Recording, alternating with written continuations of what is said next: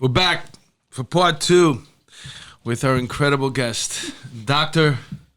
Maki Haberfeld. Did I say it right? Yes. And the first hour was fascinating. I'm so excited to dive in. But before I do, I just want to mention one thing.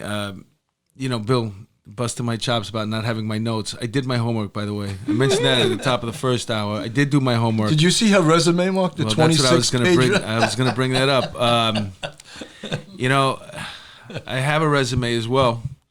I don't really use it because you don't need it for comedy, but I had one prepared. It was, if I'm lucky, maybe 20 lines. Dr. Maki's resume is 26 pages long. 32, but who's counting? 32? Yeah, you have the old I have the abridged version. I have the old one. I have the abridged version. I did some shit after that one. And you said in the first episode, you said 15 books, but I think Doctor's up to 20 books now, right? More than 20, because some are in the second edition, so yeah. But original. So you're not making big bucks from those academic books, Not though, at right? all, and actually we are obligated to give back our royalties if we use the books in courses we teach or are responsible for. So there's no conflict of interest. So, of course, I write this book for the courses I teach. So Yes, of course. Yeah, so, yeah. You should be able to make money on your knowledge, right? So if it's being used in the courses that you teach, you can't just put it on the bookshelves and make money that way? No, not only in the courses, I get not it, only in because the courses that I teach, also like I am the academic coordinator for the NYPD Police Studies program, which I've written a number of books for this specific program, but because I'm responsible for this, I have to give back my royalties. So there's no conflict of interest in terms of me. Isn't that ironic? Picture that. Picture a cop giving any money back for anything ever. I wrote it. Are you fucking kidding me? So, on the break we were talking about this, and I made Pam, our producer, stop midway through because it's really, really interesting, but she brought it up. First of all, there's two things. Doctor, you started talking about what all the police departments around that you've been to, and you've been to how many now around the globe? Oh, I don't know. Countries? Yeah. Probably 60. 60. And when you're in these countries, you say that whenever you go somewhere else, you do frequent or visit the police departments there. If it's not job related, if I'm just visiting as a tourist, I still will go and visit the local precincts. Wow. And how do you do that? You just walk in and go, hey? No, I have contacts in police departments around the world because of the work I'm doing internationally, because of the U.S. State Department that brings representatives from different forces here every year, and I give a lecture in front of them. So I have contacts in probably, I don't know, most so of the countries. You get some nice trips out of this, huh?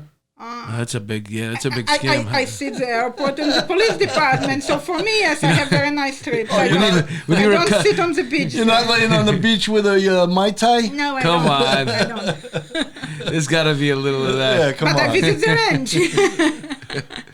But you know what, for me... You're a cop, you're banging down a six-pack drinking. The first thing that I thought of when you were mentioning the traveling, that's some scam she's got going on. But listen, when I walk into a Mongolian police department, right, a Mongolian police university, and I see my books there, that's to me better than the Mai Tai on the beach. I think I'll go to Honolulu in March. The library section's 3 books, yours is one of them, and it's strapped in between 2 spears. 2 spears and a shield, right? And a face mask. Do they have to wear the face mask when they make arrests? The Mongolians? And, by the way, and also a police university in Mongolia. Somebody's buzzing. Oh, that's you, Doctor. Yeah, sorry.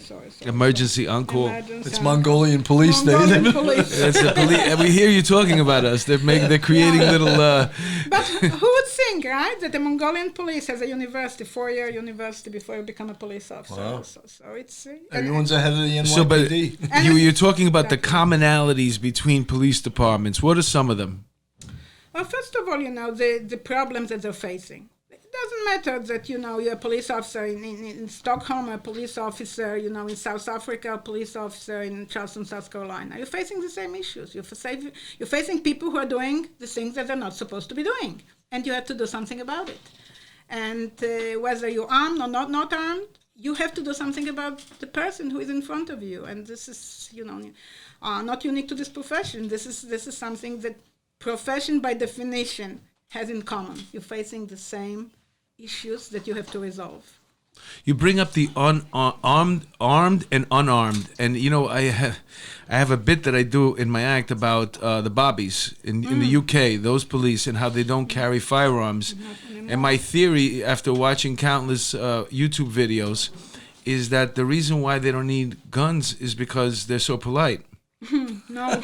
And it makes a big difference if you're going to, hey, get over here, you fucking ass. Come over here, you fucking asshole, as opposed to, sir, pardon me. No. The only reason is the availability of guns, the difference between United States and UK. And by the way, as you can see now, they're wearing more and more units are armed now. There was somebody killed by the London police just last week.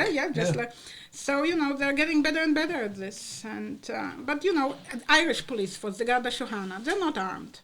They're not armed, other than the tactical unit. Although they carry big cans of Guinness that they hit. Yeah, I think that might be the answer. But their police academy is amazing. Yeah. Amazing. And again, different type of...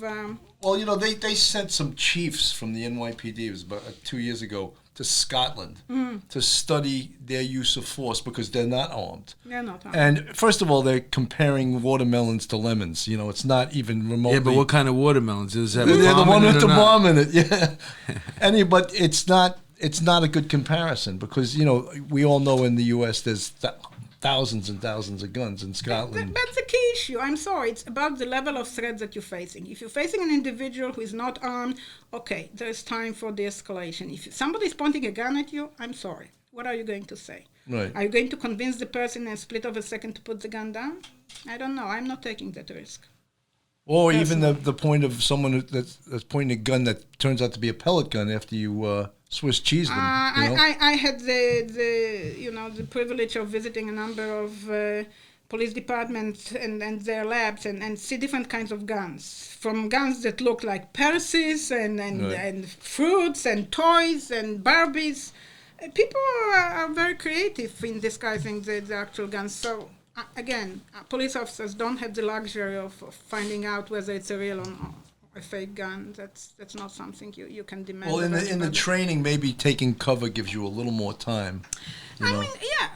Taking cover. Not always you can take cover, right? I mean, that's when you can take cover. Absolutely, I'm the first one to say take cover. But sometimes you don't have this luxury. You have to act. You mentioned early on in the first hour about uniformity here in the United States. As far as the police department goes, how do you go about doing something like that? Doing what? Uniformity training, you mean? Well, because you mentioned that the reason why maybe it doesn't work over here as well is because there's so many different police departments and so many different laws. How do we fix that? You think does it start from the training? Centralized police forces. For example, in the Netherlands, they used to have decentralized. Again, nowhere near what we had. They had 25. In 2012, I believe, they centralized into one, right? The British police is constantly revisiting the idea of centralizing into one because there's a realization that in terms of standards for recruitment and training and support, the in-service training, selection, there's more. There are more resources when you have a national police force. So in America, maybe too big, so not one, but every state should have one police force. We have 600 police forces in New York State. Right. No, that makes sense because the fear there is the federal government. They're becoming federal police then. No, but you cannot have New York State having 600 police forces. I trained the police chiefs in Albany for many of these forces. There are police chiefs. I said, how many cops you have? 2. Are you kidding me? I mean, independent police force. What?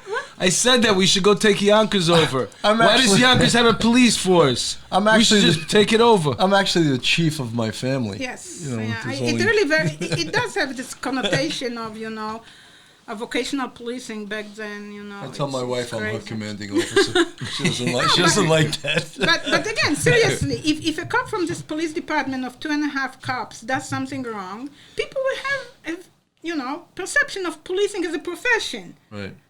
Based on Well, this not only report. do you have different just police officers, but there's also so many different type of law enforcement. We got sheriffs, we got deputies, then we got the FBI, DEA, alcohol, tobacco, and firearms. There's so many different things. You could be walking down the street. It's almost like one of those James Bond movies. 3 people chasing one guy, and they're all different agencies. I used to live in New Jersey. I had a fender bender, small a car accident. Suddenly I find myself in between 3 police forces. I mean, on the left-hand side is one municipality, on the right is another, and then there's the county police, and they all arrive for the... And no one wants to take the report. Of course, but I forgot about the state troopers too. We got the state troopers here. Now you're in New York City, and you see the police officers, NYPD. Everybody knows that uniform. But now all of a sudden, on every highway, you have you got the state troopers now. Yeah, and there's of course the different ways of training, different types of response. It's getting right? harder and harder to drive home drunk. It's unbelievable. Gee, how are you supposed to tell these cops? But on a serious note, when you take into consideration how many resources could have been saved and devoted into proper training, to proper education, to proper equipment also, NYPD is now relatively well equipped, but 20 years ago when I did my research in Charlotte, they had computers in every car in Charlotte, North Carolina. NYPD what? Just a few years ago. Doctor, when We're always the last one I to was get in the stuff. detective bureau, and I forget exactly what year it was, but we were still using typewriters and the of carbons. course, yeah. And when they said, you guys are all going to get computers, I was like, no way, no way. Yeah. And it actually happened. The reason why the NYPD detectives are the best in the world is not because we investigate any better than anybody else. We have to investigate with the resources that we have, which is stuff that's prehistoric. true. Yeah. Well, these guys are doing computer checks. One application, you get the person's whole history. I got to get a badge code. I got to get the NAR code. I got the 15. What's that code again? What was that? An old DMV code. 10 codes to do one person check on a we were bad hitting guy. 2 rocks together to start the fire to make lunch. I don't know if it's like that now, but that's the way it used to because be. they have the phones now. Yeah. Oh, even yeah, though yeah, the patrol yeah. guys, yeah. They have the phones It's a little and they different, have but phone, no, I couldn't believe it. And a lot had to do with they wouldn't invest the money. Once they got all that federal money after 9/11, all of a sudden they said, oh, we can get these things. We used to use our own phones because they wouldn't give us department phones. It was like, a big deal to get a department phone. Now everyone has a damn phone. I definitely I saw the comparison between NYPD and other police forces around the country in terms of their access to technology years Sure. ago. Yes, and there was such a discrepancy, and to me I was always flabbergasted. This is NYPD, right? This is the largest, the most famous force on earth. Right. And yet no computers. No technology. But thank God it changed. But Doc, one of the elephants in the room, and we have to address this, is there's an elephant in the room, but we got to mention it, is the politics of policing, i.e. sanctuary cities, i.e. a certain elected officials not liking the police and making their job that much harder. Could you maybe address that a bit? Yeah, I'm probably the last person to address political correctness, but and how it affects policing, because I'm so much against it. But unfortunately, over the years, I've learned it. It's not just in America; it's all over the world. And like the biggest blow to me was when a colleague of mine from the Norwegian police, I was trying to convince him we might do something about trying some model of policing, and he said to me, but you have to remember that we are a very political body. And I said, oh my goodness, if Norwegian colleague says to me that they're political, it's going to be tough. It's going to be tough. They're the creators of political correctness. And they're national police force, so it's so much easier to do things. Sanctuary cities, as an immigrant myself, I was an immigrant twice, right? And I'm certainly the person who identifies with issues related to immigration. But at the same time, when I was an immigrant first time around in Israel or second time around here in the United States, I didn't come to these countries to violate laws, right? And to me, again, as horrible as it sounds, violation of the law is a violation of the law. And you cannot give a person a sense that they can violate the law and there are no consequences because it extends beyond a specific behavior, right? So it's not just the illegal status, which I can empathize with and I understand.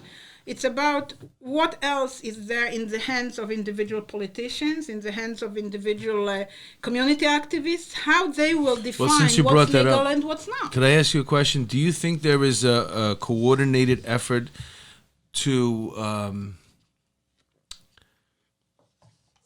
destroy the police in the country here? Do you think there's I'm missing the word here, coordinated effort to create distrust, to belittle law enforcement, to create anarchy? Do you think, because you study the police departments and you study all this stuff that's going on right now? I think that it's a natural thing for people to look for a scapegoat. Mm-hmm. And police as an organization is an ideal scapegoat. And scholars in policing has always said for decades, if not more than that, policing is an arm of a government. So if you have an issue with the government, take it to the government, not to the police, because they're the arm of that. They're not the brains of the body. They just do what they're told that they need to do. So, but of course, who has access to all the politicians? Nobody, but everybody has an access to a police officer. So they take out their rage, their complaints, their grievances against somebody who is visible. Who is visible?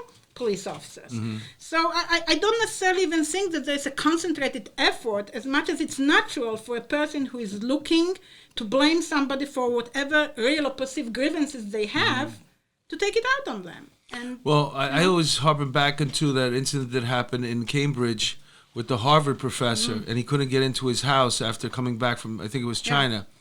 Yeah. And a couple of things about that situation bothered me. One is, why don't you just call up campus security, have them come, maybe they can help you get in. There's 1,000,001 different scenarios that could have happened, but the way it happened just seemed odd to me that the President of the United States at the time would get involved in such a minuscule situation. Now it seems commonplace because our current president, but back then a president didn't get involved in something that happened in Cambridge. You know what I'm saying? Right. Even though it was his friend. And he didn't make a phone call on the side, he made it public. So I think, to me, whenever I think about a theory of undermining the police forces around the country to create, I don't know, to me, I just think of it as anarchy. It doesn't make any sense. I don't know where we want to go. Or to make the left movement infest the Democratic Party with those ideas. That's what I think it happened. So, again, going back to one of my first writings on policing, there was this historian by the name of Charles Rees, and he was a historian, not necessarily a historian of policing, but out of his writing he came up with this conceptual frameworks. And why do we have the police? Why do we have the police? And he goes back to prehistoric times, because the moment people realize that they want to live together for whatever purpose, the first rule breaker is born, right? So before we have the police, we have the rule breakers. So let's not blame the police for whatever behaviors they are blamed for. Let's blame the rule breaker, because nobody wants to live in chaos. People come together to have some sort of stability. And unfortunately, stability can be maintained only through having a professional police force. But that enforces the laws. That enforces the laws, whether you like them or not. You dislike them. I cannot stop thinking about what happened the other day on Friday. Some of my students had to live in Grand Central, right? There. And people jumping the turnstiles. Okay, one thing to jump.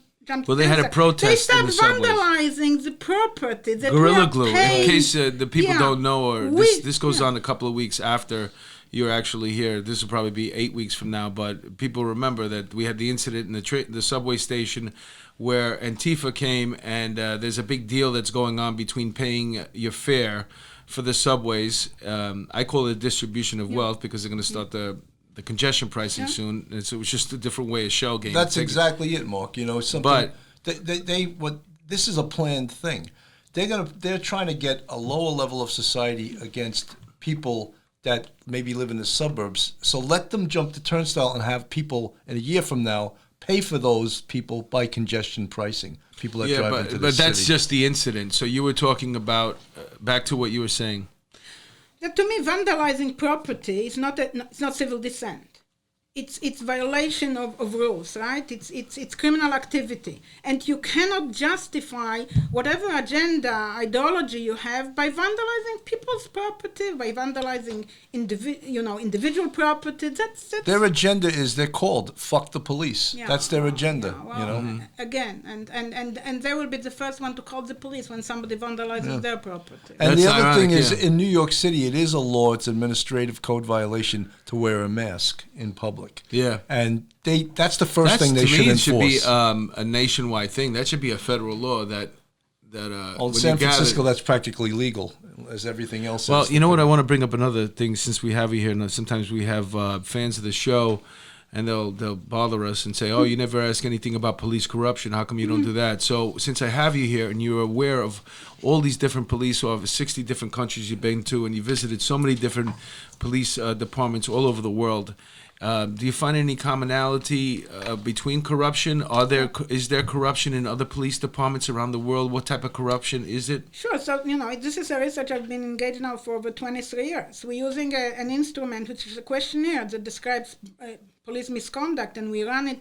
Right now, we run it in over 30 countries, and so commonality is there. Police officers, whether they're again in South Korea or Poland or Austria or South Africa, they immediately recognize these behaviors.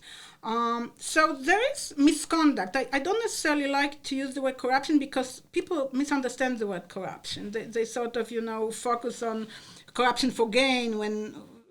I talk about misconduct, abusing the right of your office, right? You have certain rights, you abuse the right of your office. Yeah, police officers do abuse the right of their offices everywhere.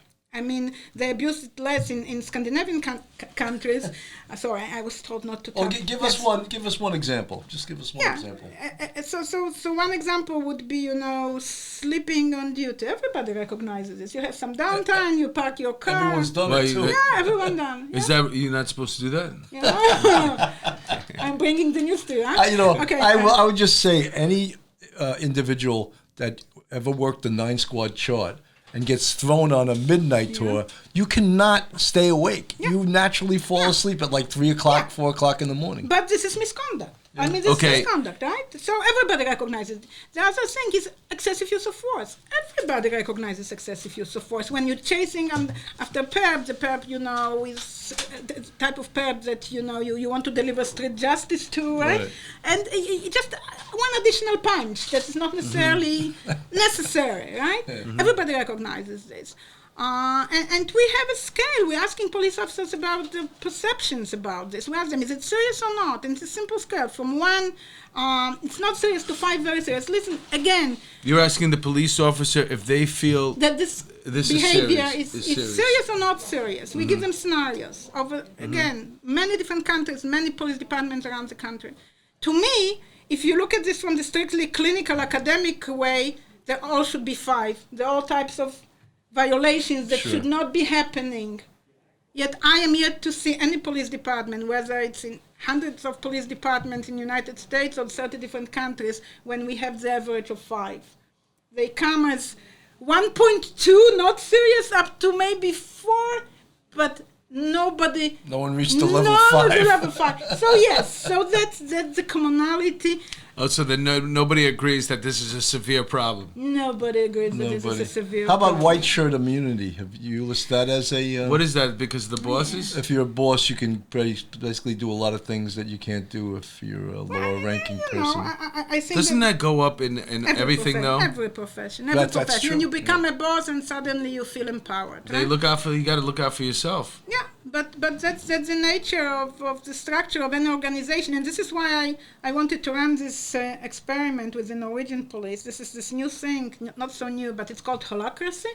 It's used by Zappos and some other for-profit organizations. You don't have real bosses. You still have the ranks, but in terms of responsibility, it's every day somebody else is responsible, just to have the feeling, that's interesting. But somebody told me, it will never work in policing. It will never work. Well, I still believe it might. Well, I mean, it's weird that you mentioned that, because the NYPD, it might be unique in that if you get promoted, you have to go back to uniform. So you're going to go back to the troops. Now, you may get pulled back to that unit that you worked in because you have this specific knowledge. Like if you were in counterterrorism, for example, and you could have been their greatest detective there, but you get promoted to sergeant now, you're usually supposed to go to a command first and go back to patrol again. So they always, every time you get a promotion, you got to go back.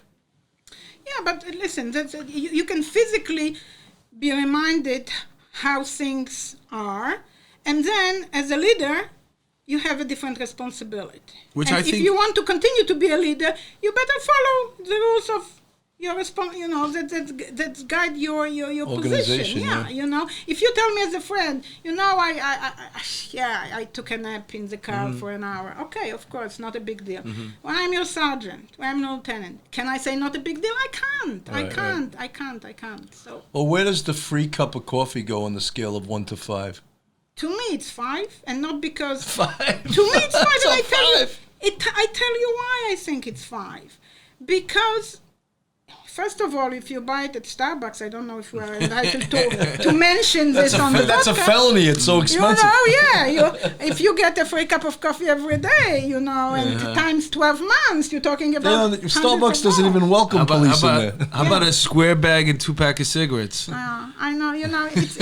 There's nothing you get from anybody other than maybe your parents that you're not expected to pay back later on at a certain point of your life. And that's an interesting scene. Once again, my kids don't feel that way about their college education that I paid for them. Once again, you surprised me. I did not think that was going to be your answer, but that is probably the best answer. So you're saying that that extra scoop of ice cream makes it compromises you. It compromises you. That's Do you remember that case, Dr. Haberfeld?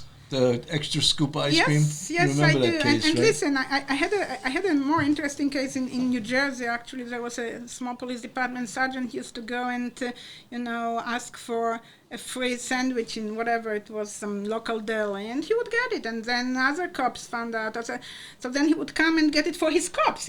Good supervisor, he would get it for his cops, By the end of the day, he drove the little business out of business because every day he was collecting like 10 free sandwiches. Oh my God! So there's no end to this. You're right. It becomes proverbial. I hate to say it, but you can't. But Dr. Haberfeld, what a lot of cops see is they see and this is an excuse for anything, but they see the amount of corruption in the politicians' world. And in New York City, I will tell you right now, the most efficient and most honest agency by far is the police department. You see some of these other agencies, they are out of control. I agree. And you see these politicians, they're stealing buildings. I don't think it's just New York City. I think in any environment that you show me, whether it's across the United States or in other countries, the police departments are the most honest organization. And the most efficient run, too. Even within the completely corrupted environment, they are the least corrupted. Well, how about this? I mean, let's just take it on a reality basis. You're dropped, boom, right into the center of a neighborhood. Let's use Queens, for example. Jackson Heights area, where you take a couple of feet inside the bodega, go in the back. There's a joker poker machine. They pay out cash. The cops, they don't bust their chops about the joker poker machine, and we're going back years now. But because that's the way these little guys make money, and it's a neighborhood thing, and they all play in the back. But because of that, maybe I get a square bag and 2 packs of cigarettes. Do you understand what I'm saying? So you see how the neighborhood dynamics to all these things, they come into play because now you're almost like the Gestapo in a way. If you come in there and you're clearing out the joker poker machines, nobody backs it. Everything's by the rules. You know what I'm saying? So let me tell you something about 20-something years ago. I was actually invited by the Council of Europe to their conference. I was the only academic from America invited there just to observe. They had a conference on police corruption, misconduct, and it was in France, in Strasbourg.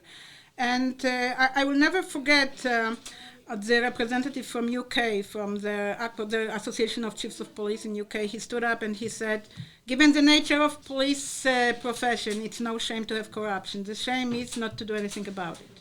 Okay? So opportunities are plenty, but you just cannot allow the opportunities to affect your moral spine. You just cannot, whether it's a free cup of coffee or whatever else. Okay, so remember the Dirty 30? This was Yes, their we their spoke about justification, that, right? yeah. Their justification. They let the drug dealers out. Day after we arrest them. So let us deliver some. There was some justice here. real dirty guys in the Dirty 30. Yeah, but though, I'm too, saying you know. the But, I mean, justification. you was could pretty there. much justify any behavior. But that's why the proverbial cup of coffee becomes 5. Yeah. In my mind, you just Well, cannot. people let have the asked us temptation. to have Michael Dowd on this show, and I wouldn't be in the same room as that piece of shit, you know, because he really tarnished the badge of the NYPD, and now he's trying to make money off it. I wouldn't even be in the same room as that guy, and I know most cops feel that way. You know? Since how do you weed out? We mentioned about the age limit to 25. But then you take a guy like Michael Dowd, who basically, even he'll tell you, he was pretty much a criminal. Like, he never changed. Maybe he took a break for a couple of years to feel it out, but he was going to be a criminal no matter where he was in life. That's just what he has in his DNA. Yeah. So how do you find that person out? If you don't have a 4-year college to go to, it's like with terrorism. You cannot eliminate it, but you can mitigate it. Okay, so the same in policing. You cannot eliminate everybody who doesn't belong on the job, but you can minimize the number of individuals who get through the various screening processes, and you do it through age, through education, through different type of background checks that I'm not going to go into because I've seen just too many, that people who are supposed to do the background check just, were told, speed it up, right? Speed it up. Right. And because we need to fill the academy class, and once you have these individuals, they just, they just pollute the entire environment. And the research team that I was very lucky to be on for all these years, we started with this rotten apple concept, and then we went to rotten barrels, and then we ended up, talking about police organization, not rotten apples. If police organization don't set up the rules, in which you can recruit and select the right people, it's not about a rotten apple. It's about how the organization conducts itself. And I've seen a lot of... So you're saying the process should be, fixed. There's a flaw in the system. In the system, absolutely. Michael Dowd, again, we're using him, and it was years ago, so maybe it's unrealistic. But to prevent it from happening in the future, we have to create a totally different standard for recruitment, selection, and training. But it's also come. They go to your house, or they used to anyway, to make a visit when you were a recruit, planning to come into the academy, and they'd send detectives out, and they would talk to your neighbors. Now, do you want to be the neighbor that says, "No, I wouldn't trust that kid for nothing," or do you want that kid? You're going to mess up a possibility to straighten his life out?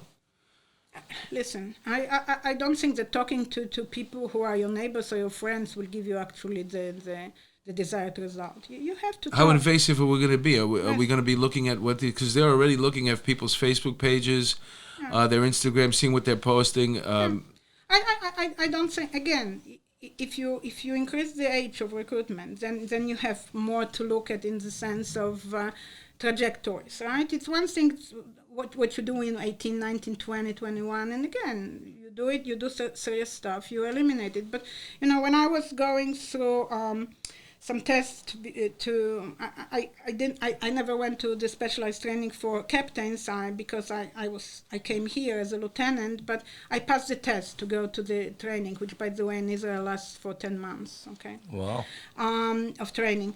But we spent a couple of days with psychologists, with the people who specialize in organizational behavior. It was years ago, and they were running us through various scenarios. So it wasn't, of course, it was before the Facebook and anything else, but they wanted to see us at our best and in our worst for quite a few days. This is the way of finding out about your makeup. It's true, but look at with social media right now. You could have a recruit that's thinking about coming on, and you could have somebody who's looking at his social media right now and doesn't agree with what that recruit agrees with politically, and that guy's no longer a recruit, no longer a candidate. You know what I'm saying? Yeah. So it's we're taking it's an interesting line that we're walking right now. We're looking at somebody. So are we looking to see if there's excessive alcohol in his photos there, or who his associates are? Or are we looking to see, oh, is that a Trump hat somebody's wearing in the back? Or all those people, they're the same color in that,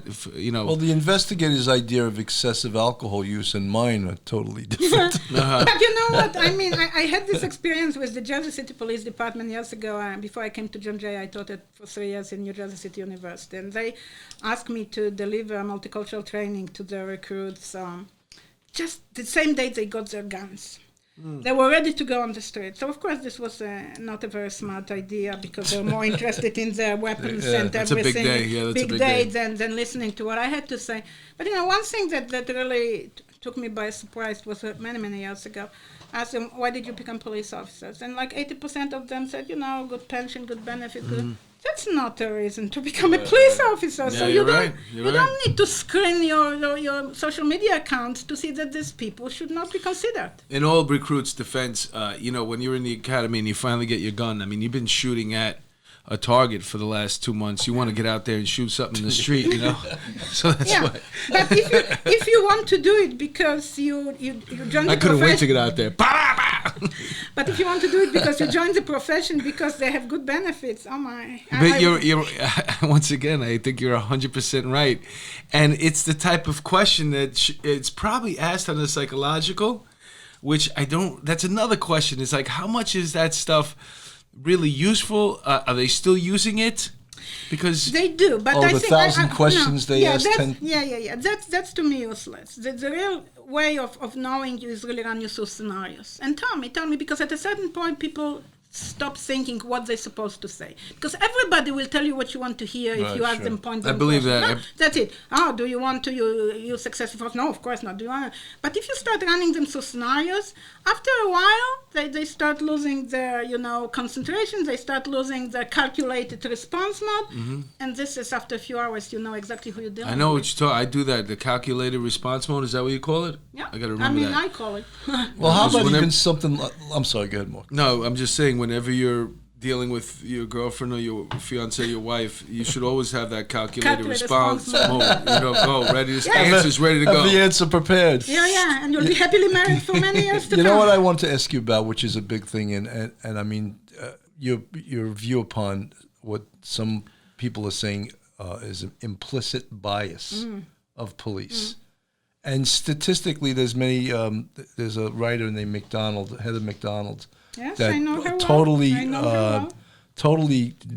diffuses that by saying statistically they're right to look at this and right to stop that amount, but yet political people that hate the police, they're inventing this term implicit bias, and they want people to take this training, this implicit bias training. What do you feel about that? Well, again, I've written about this many years ago, long before I met Heather McDonald. Again, as a person who comes from multicultural background, in the sense, again, twice an immigrant, different countries, and I also suffered my portion of anti-Semitism when I was growing in Poland. So I know what we're talking about. Implicit bias is there, but I don't think that you can eliminate it by giving somebody a week of training. I just think that, again, it goes back to how rules and regulations of the department are disseminated and enforced. However you feel in the privacy of your own room at home, you can feel whatever you want to feel. When you're on the job wearing this uniform, there's no room for your implicit bias. So is implicit bias a real thing? Is it a real thing? I think we all carry biases, but it's immaterial to police work. I think that police work should be predicated upon professional, impartial behavior towards everybody based on what they're doing, not how they look, not where they come from, not where they live. And this is something that the organization needs to hammer into the heads of individuals. Because let's say that you make me realize that I hate, people who wear green hats. Yeah. Okay, so you made me realize that I hate Those people. happen to be Irish too. All right. I change it into orange. Somebody will get offended by the orange, but the truth is okay. So you make me realize that I hate this. So what? How are you going to make me stop hating it? Just because I realize that I hate it? This is something that's deep. That's something that requires a lot of therapy for me to change this behavior. It's not going to be done. So the effective way of delivering democratic, impartial, professional police is to make sure that the rules of the organization are enforced, disseminated, that people who behave the way they're not supposed to behave face the consequences. Changing how people look at others, not going to be achieved in a week of training. Okay. No. And you're very much in favor of all kinds of increased training. I am very much in favor of changing the academy, because I think that what you learn as a young person stays with you. It's very hard to unlearn it. And if you receive enough as a recruit, there will be very minimal need for in-service that will relate more to differences in laws. Like, for instance, you mentioned marijuana. How do you enforce it now? But not the fundamentals of your behavior. You're not going to change somebody who is 35 or 40 years old by running them through a week of implicit bias policing. It's too deeply rooted in who you are. So the only way to control it is, again, through discipline, through dissemination of rules. You bring that up, and when I was a recruit, I remember as soon as you got out into the street, they tell you the first thing they told you, forget everything that you learned in the academy.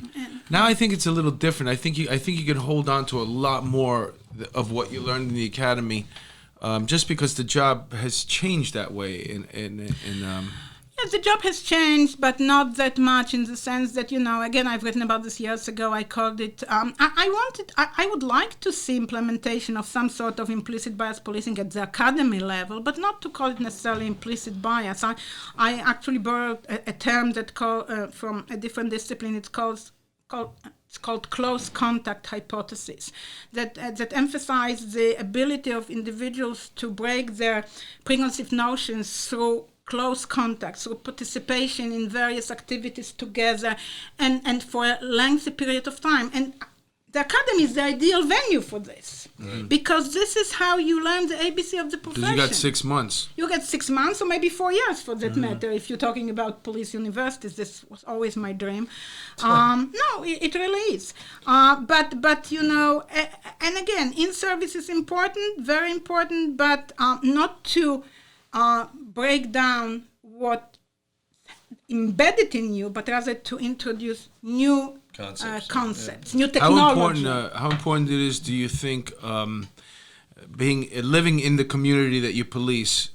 And I'm not talking about like in that particular precinct. I'm talking about being, like, let's say, living in New York as opposed to living in Nassau County or Suffolk County, all the way upstate and driving an hour and a half or an hour to get to work. Do you think that makes a difference? Not at all. I'm actually very much against the residency rules.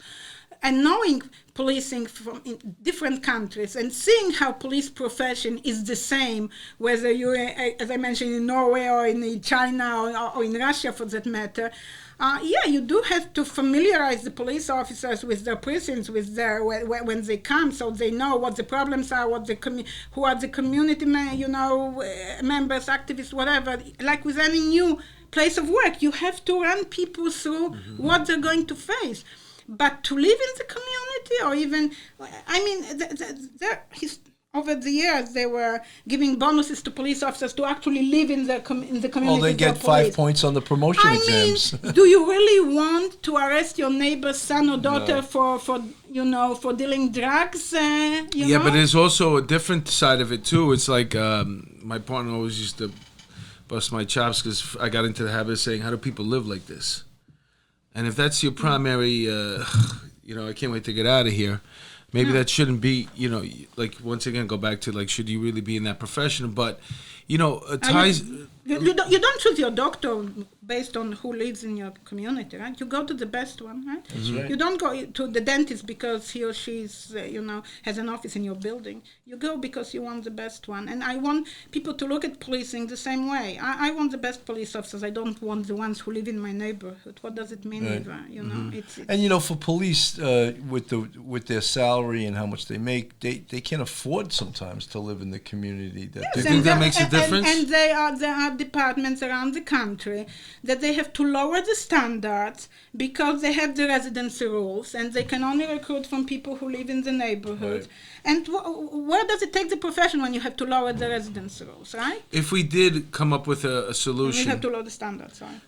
well, if you did come up with a solution to make this police department, or maybe just a couple, bring, like per every state, we talking about the money that you make. Is that going to be all around the country the same amount of money? Or everybody in the state makes the same amount of money? Police officers, I think it has to be related to the cost of living. I, as a CUNY professor, make much more money than somebody who lives, let's say, does the same thing as I do and lives in, let's say, Wyoming. But I probably cannot afford the lifestyle they have in Wyoming for having half of my salary because I live in New York City. So, to say I'm making this amount of money is very misleading. Mm-hmm. It has to allow police officers to be able to live a decent life and above this. And over the years of studying police misconduct, especially in countries that, pay police officers really starving wages, the police officers would tell me, let me feed my family and then we'll talk about misconduct, Yeah, and so this is directly related to misconduct. So you think so? If why would a Nassau County cop steal, or a Suffolk County cop? Not that a New York City cop needs to steal anyway, but let's say you go back to the 70s where things were tough. The economy's not doing that great. So you're saying a lot of that is out of necessity. It also has them leaving the New York City Police Department to go to greener pastures because they're getting paid 40% less than the state police, than Nassau County, than Suffolk County. Mm-hmm. So they'll take their academy degree and they'll join another police department. Yeah, but I think it's an endemic problem in governments around the country and around the world. Police officers are not paid adequately. Teachers are not paid adequately, right? People who are shaping and guarding our society are not paid adequately. And this has an impact on how people behave and conduct and misconduct. You have to, it's not just for some,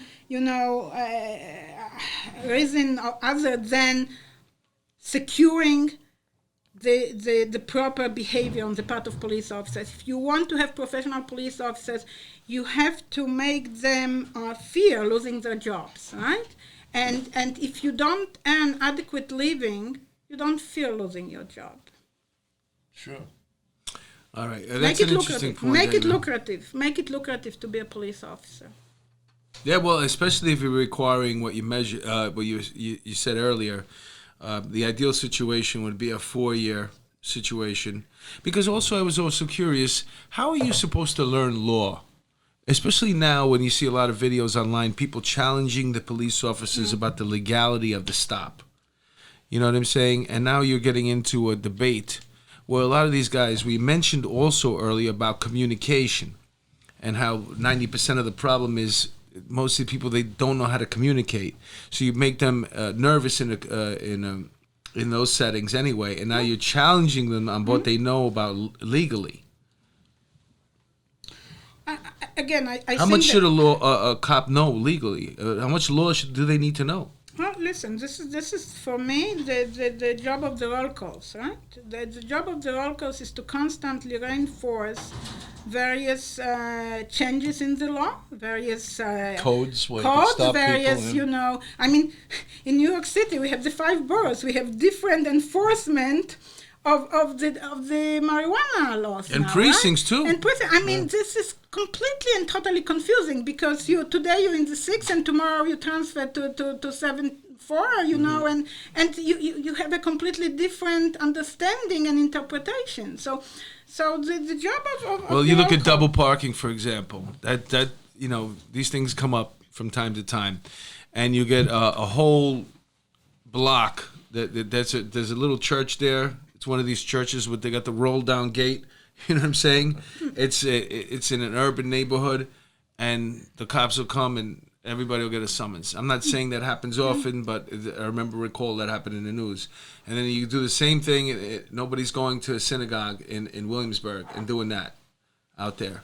Not that the cars are out there. I'm just saying it's different policing for different neighborhoods. The policing as a profession is predicated upon tremendous amount of discretion, right?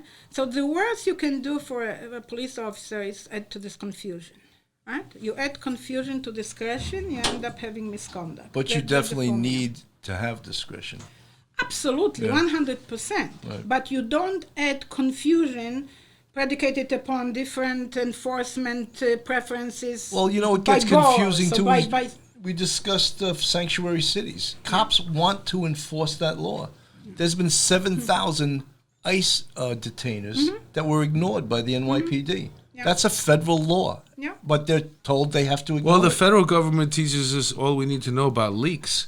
There should be a way to leak into an ICE agent. I mean, That's right. really, it's not the biggest deal. Hey, Joe, guess what? I got one. It doesn't have to be put over the radio or typed up.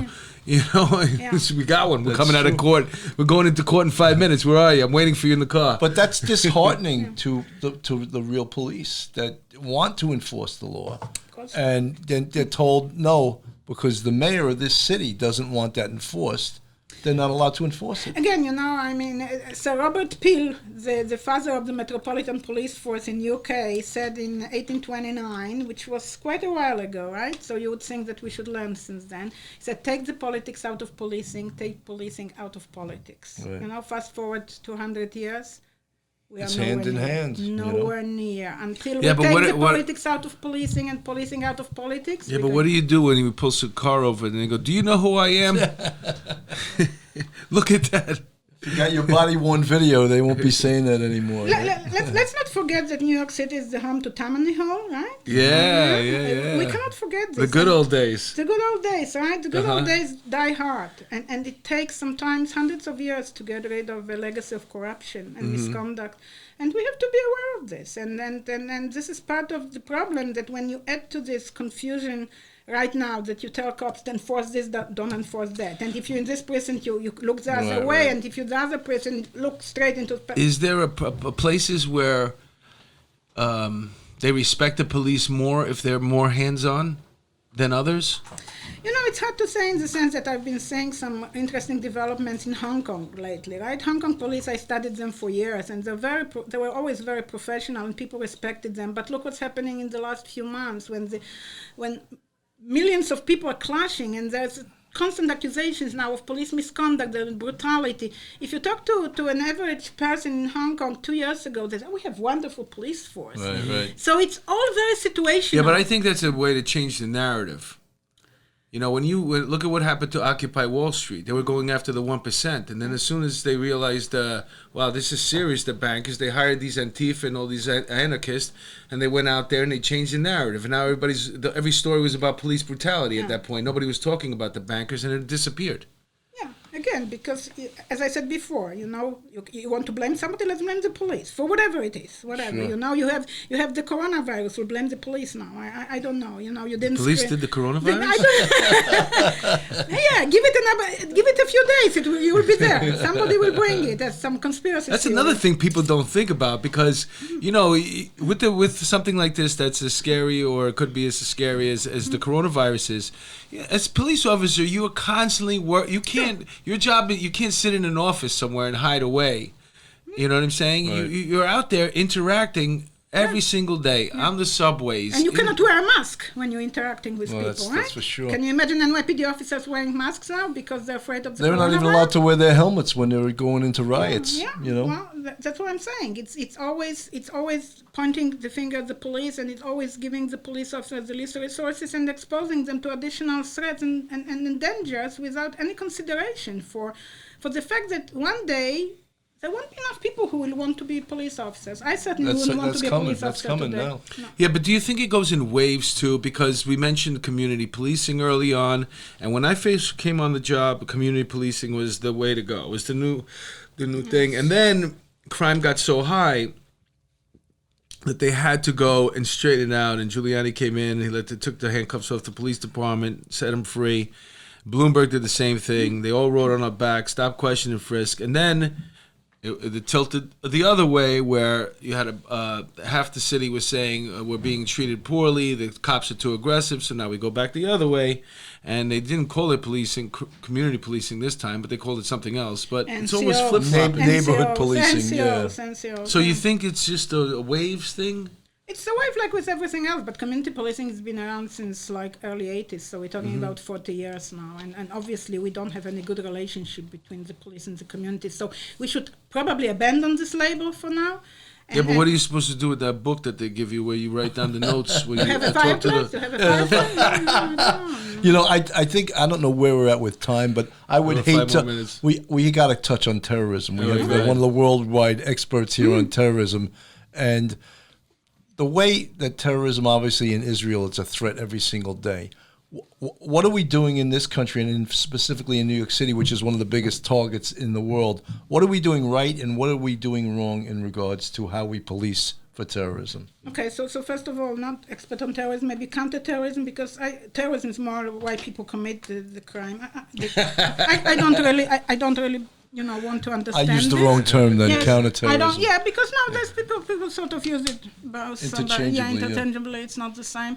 And again, I think NYPD, and there are two ways of dealing with this. One is more perceptional in terms of how people feel, and one is actually in terms of what needs to be done to minimize. So I think NYPD is doing a great job perceptionally, with SRG unit and CRC and various tactical units out there around the events, around certain holidays. It creates a feeling of safety. It creates a feeling of professionalism because they look good, with the gear out there, and it really gives a sense of let's stay away from here, to the bad guys, right? Not necessarily the one sitting in the basement, his or her mother's basement, putting the wires together, but when you're talking about a major attack by a group, it gives them the sense, okay, maybe we'll try someplace else.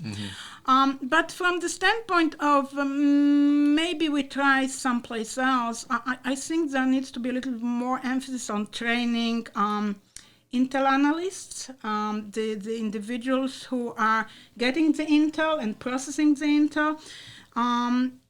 In my mind, and a little bit from the experience in Israel, in order to be a good intel analyst, you need to be trained very extensively. And I don't think that it's been done, not just outside the department in terms of understanding the networks and connections and the nexuses, but also, being a police officer, I hate to say, I know people will hate me because all the civilian analysts will tell me, no, you're touching upon the safety and security of our jobs. Well, yes, I am, because I live in Manhattan and I want it to be safe. That's right. I think that it has to be a combination of having the practitioner background and the academic background to do the good intel. And a lot, I spent some time with the CI unit of in Belfast, in Northern Ireland, and got an amazing material from them on how they train CIs to penetrate IRA. Because a lot of terrorist training occurs inside prisons, isn't that correct? Radicalization. Radicalization, right. Yeah, and Israel has an amazing unit called Masada. They go inside the prisons and they I'm still not willing to do. Are you willing to do that, Mark? Going to go into prison for a while? Female prison, I would do it. And now we have bathrooms that are male and female. Pretty soon we have prisons that are male and female and neutral. But this is an investment. How about in regards to, we learned after 9/11 that there was ridiculous amount of no sharing of information among law enforcement. I'll name them. Has the FBI gotten better at that, or are they still protecting their fiefdom and not sharing information with law enforcement? I think that without pointing to a specific organization like the FBI, but in general, law enforcement agencies are known to suffer from this disease called the missing link, right? That they do not necessarily embrace the idea of sharing information. We used to call them secret squirrels. They existed in the detective squads, too. They didn't tell anyone. People, information is power. Yeah. Show me a person who likes to give away their power. And organizations don't like to give away their power. So I don't know, I mean, I'm still skeptical about the effectiveness, despite the fusion centers and the JTTF and everything. I don't know how... I mean, it's a step in the right direction, putting detectives in other countries, in Israel and London. So this is how I ended up here. This is how I ended up being the Israeli police representative in the United States. So don't bite the hand that fed you. Not necessarily in the sense that, this was something that, again, was very progressive back then, had nothing to do with terrorism, but much to do with actually counterfeiting of US dollars and organized crime and drugs back then was a big thing. But, there's always room to learn. So it's not necessarily a criticism of NYPD or another police organization. Let's learn from best practices. Like, I traveled the world to learn best practices from police forces that experience terrorist activities for years, whether it's the Belgian police or the Northern Ireland police or the Irish police for that matter, or the UK. You can always pick up bits and pieces without inventing the wheel. Well, we learned a lot these last 2 hours, man. It's almost. I feel like we need another 2 hours with that. I know, man. I feel like we've come to the end here. I wanted to thank you, but I also wanted to give you the opportunity that obviously you have 20 books, and a lot of them you don't really sell, because is there anything that anywhere that people can go if they want to hire you for a lecture or come down and speak about your expertise? I'm always happy to go and give a lecture on best practices, whether it's police misconduct, or counterterrorism, or training in general, because as I said during the break, I don't know much about anything, but I do know quite a lot about policing. I think you know more about other things too. You're a grandma, right? I am. Yeah. You know how to be a grandma. learning as we speak. Since you come from Israel, and I remember after 9/11 here, when there is that threat of terrorism, it makes people closer. It makes people. People love the police for a couple of weeks. They love the police. Right? They love the police. They love anybody who could save them. But people also fall in love or lust, because you never really. It's almost like wartime, But people don't love police in Israel. No, not the police, but I'm just saying the girls. Girls. Do they feel like they're under constant threat? Are they easy over there? Should I go take a visit? Just kidding. I don't know. It's been a while. There's something in the air when people they're not sure about their survival, that they want to make. They feel like they want to feel loved, and I'm just saying there's a constant threat. I can tell you one thing. Certainly, Israel is a country that lives the day, right? People live the day. They don't think about tomorrow. That's my point. That's exactly what nobody promised you any tomorrow, right? And that's right. my motto. Plus too. Beautiful beaches, I've heard. And good all food. Stuff. Yes. Good food. Yes, and also. And proximity to Iran, if you're looking for an adventure. Yeah. You never know. You never know what's going to end up next to you. I'm sure that works good. Just walking into Iran and telling, I'm an American. I'm here. I wanted to check things out. Wear your MAGA hat, too. Well, Doctor, I want to thank you for coming through. Bill, any parting words? This was a thrill for me. Yeah, I'm an alumnus of John Jay, but I never had Dr. Haberfeld as a teacher, because my master's was in security management, not criminal justice. Oh. But I had always heard a lot about her. I had read a lot of her articles. I read, I've seen her on TV, and it's so refreshing that we have an academic who's not a leftist. Oh yeah, that was my final question. I just wanted to say, regarding civility, you work you're a professor. You're in college, and in universities, but your ideas are not what we've come to grow and believe in here in the States. What comes out of these universities. You're leaning a little bit more towards law enforcement as well. How do you keep it civil with your colleagues? Krav Maga. Yeah, some people say that they're afraid of me. I don't know, but I am the biggest believer in the idea of professional law enforcement. I think that I can always articulate why I believe in law enforcement, and whoever wants to know your listen argument. Good, you got to know your argument. Know your argument and be able to articulate it. And I would say this for police officers: know your argument and be able to articulate it. But you're not born with it. You have it. There you go. Know your definitely. Argument and know how to articulate it. Thanks so much, Doctor. It was a pleasure. All the best to you. It was an honor.